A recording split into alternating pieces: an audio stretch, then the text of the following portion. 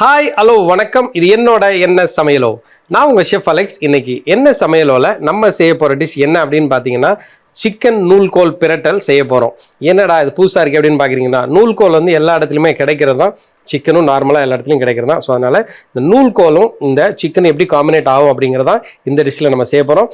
So அதை குக்கிங்கை start பண்ணதுக்கு முன்னாடி அந்த சிக்கன் நூல்கோல் பிரட்டல் செய்ய தேவையான பொருள் என்னங்கிறத பார்த்துட்டு வந்துடலாம்.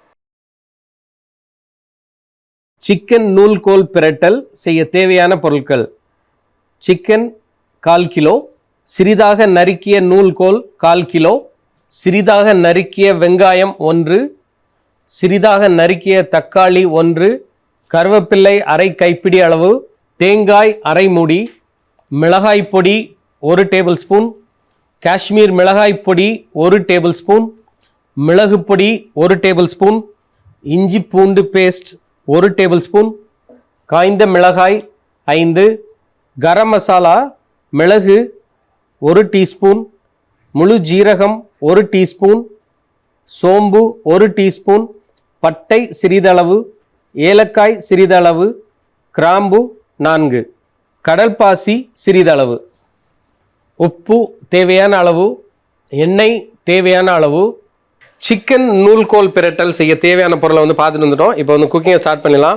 எல்லாருக்கும் தெரிஞ்சது இந்த நூல்கோல். இந்த நூல்கோலை வந்து நீங்கள் என்னென்னா மேலே இருக்க தோலை எடுத்துட்டு உள்ளே வந்து என்னென்னா சின்னதாக கட் பண்ணி அதை வந்து பச்சையாக கூட சாப்பிட்லாம். இதை வந்து சேலட் மாதிரி கூட நீங்கள் செஞ்சு சாப்பிட்லாம். இதை வந்து குக் பண்ணி தான் சாப்பிட்ணும் அப்படின்னு கிடையாது. ஆனால் சிலவங்களுக்கு வந்து அந்த டேஸ்ட் வந்து பிடிக்காது. அதனால தான் நம்ம என்ன செய்கிறோம், இது மாதிரி கறியாவோ இல்லை வந்து கூட்டாவோ நம்ம வந்து செஞ்சு சாப்பிட்லாம். இது வந்து ஒரு ரேடிஷ் ஃபேமிலியில் உள்ளது. இதை வந்து எப்படின்னா மேலே இருக்க இதெல்லாம் நம்ம சாப்பிட்றதில்ல.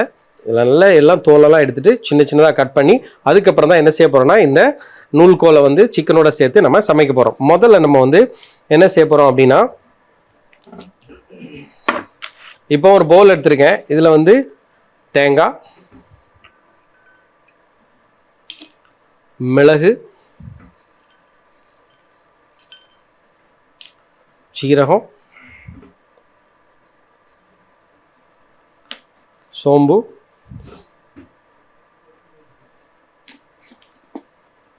பட்டை,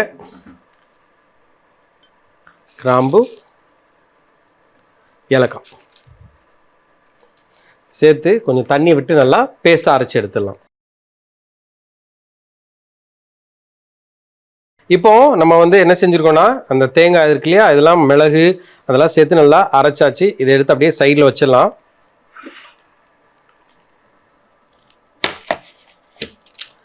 இப்போ நம்ம என்ன செய்ய போகிறோம்னா, அங்கே வந்து நான் ஒரு மண்சட்டி எடுத்திருக்கேன். மண்சட்டி வந்து நல்லா சூடாயிருச்சு.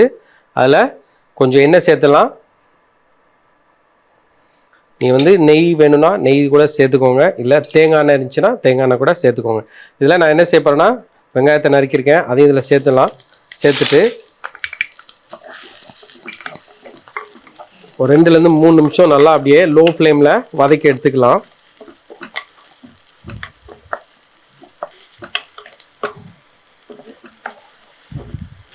இப்போ இந்த வெங்காயம் வந்து நல்லா வதங்கிருச்சு. இதில் கொஞ்சம் கருவேப்பிலை,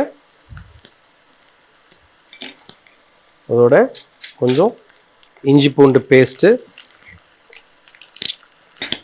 சேர்த்துட்டு இதை வந்து நல்லா அப்படியே வதக்கி எடுத்துக்கலாம். இது ஒரு 2 நிமிஷம் அந்த பச்சை வாடை போகிற வரைக்கும் நம்ம வெயிட் பண்ணலாம்.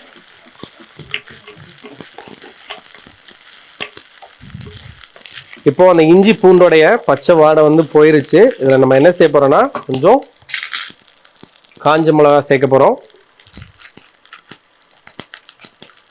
காரத்துக்கு தேவையான அளவு காஞ்ச மிளகா சேர்த்தாச்சு. இதோட கொஞ்சம் தக்காளி,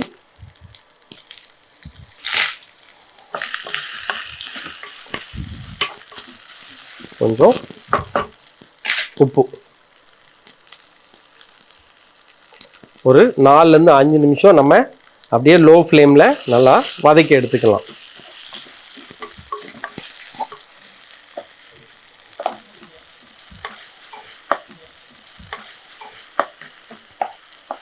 இப்போ நீங்கள் பார்த்தீங்கன்னாலே தெரியும், நம்ம அந்த உப்பு ஆட் பண்ண உடனே என்ன ஆகும்னா அந்த வெங்காயம்லாம் வந்து நல்லா சீக்கிரம் வேக ஆரம்பிக்கும். அதே நேரத்தில் தக்காளியில் வந்து நல்லா மசிஞ்சிருச்சு. இதுக்கப்புறம் நம்ம என்ன செய்ய போகிறோம்னா ஒரு 2 நிமிஷம் கழித்து நம்ம வந்து அதில் சிக்கனை வந்து நம்ம ஆட் பண்ண போகிறோம். இப்போது 2 நிமிஷம் ஆயிடுச்சு. அந்த தக்காளி வந்து நல்லா மசிஞ்சிருச்சு. இதில் நம்ம என்ன செய்ய போகிறோம், வச்சுருக்கிற இந்த சிக்கனை இதில் அப்படியே சேர்த்துலாம். நீங்கள் வீட்டில் நாட்டுக்கோழி இருந்தால் கூட என்ன செய்யுங்கன்னா நாட்டுக்கோழியை கூட நீங்கள் சேர்த்துக்கலாம். நாட்டுக்கோழியை வந்து நீங்கள் இப்படி ஸ்ட்ரைட்டாக சேர்க்காம கொஞ்சம் வேக வச்சு சேர்த்திங்கன்னா என்ன ஆகுனா சீக்கிரம் சமையலாம் முடிக்கலாம். அதனால் இப்போது நான் வந்து இங்கே சிக்கனை சேர்த்தாச்சு. இதை அப்படியே நல்லா கிளறி விட்டுருங்க. கிளறி விட்டுட்டு கொஞ்சம் தேங்காவை சின்னதாக கட் பண்ணி வச்சுருக்கேன், அதை இதில் சேர்த்துலாம்.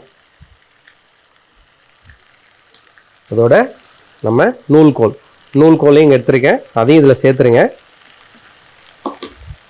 சேர்த்துட்டு நல்லா அப்படியே பரட்டி விட்டுடலாம்.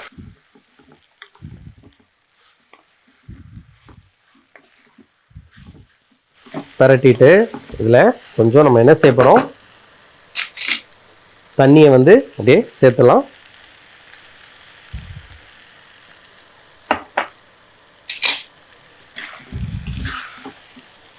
வந்து ஒரு 5லேருந்து 6 நிமிஷம் நம்ம வெயிட் பண்ணணும். ஏன்னா அந்த சிக்கன் வந்து நல்லா குக் பண்ணணும். இப்போ கரெக்டாக ஒரு 5 நிமிஷம் ஆயிடுச்சு.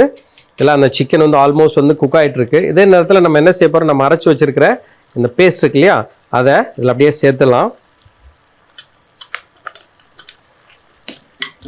சேர்த்துட்டு நல்லா அப்படியே கிளறி விட்டுருங்க.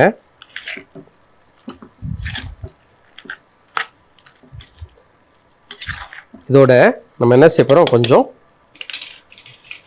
மிளகாய் பொடி, காரத்துக்கு தேவையான அளவு மிளகாய் பொடியை சேர்த்துக்கலாம்.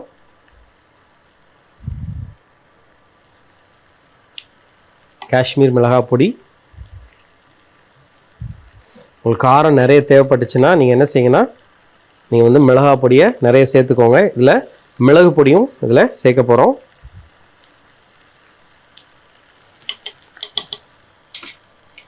இதை வந்து நல்லா அப்படியே மிக்ஸ் பண்ணி விட்டுறலாம்.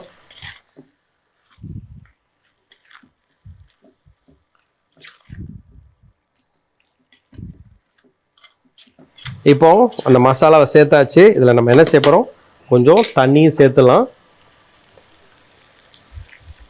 தண்ணியை சேர்த்தாச்சு. இது வந்து ஒரு 6 நிமிஷம் நம்ம வெயிட் பண்ணலாம். ஏன்னா நல்லா அந்த மசாலாவோடைய பச்சை வாடை போகணும். அதே நேரத்தில் அந்த கறியும் வந்து இந்த மசாலாவோட சேரணும். அதனால் நம்ம என்ன செய்யலாம், இன்னும் ஒரு 6 நிமிஷம் லோ ஃப்ளேமில் நம்ம அப்படியே விட்டுடலாம்.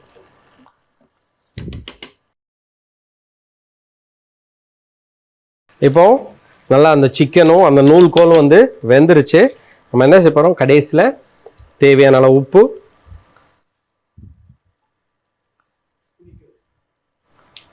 சேர்த்தாச்சு. இப்போ நல்லா அப்படியே மிக்ஸ் பண்ணி எடுத்துடலாம். நீங்கள் பார்த்தாலே தெரியும் அந்த சிக்கன் வந்து நல்லா மசாலாவோட நல்லா மிக்ஸ் ஆகிட்டுருக்கு. இப்போ நம்ம என்ன செய்ய போகிறோம், பேஸில் சின்னதாக நறுக்கி வச்சுருக்கிற இந்த மல்லியை இதில் அப்படியே சேர்த்துடலாம். இப்போது நம்மளுடைய இந்த சிக்கன் நூல்கோல் பிரட்டல் வந்து ரெடி ஆயாச்சு. இதை எடுத்து அப்படியே பிளேட் பண்ணிக்கலாம். நீங்கள் வந்து இதை ஒரு பரோட்டாவோ இல்லை வந்து ஒரு சப்பாத்தி இதோட சேர்த்து சாப்பிட்டா சூப்பராக இருக்கும். இல்லாட்டினா ஸ்பெஷலாக தோசை இட்லி வச்சு சாப்பிட்டிங்கன்னா கூட காம்பினேஷன் வந்து ரொம்ப நல்லாயிருக்கும். ஸோ இப்போ என்ன செய்ய போகிறோம், நம்ம இதை எடுத்து அப்படியே பிளேட் பண்ணிடலாம்.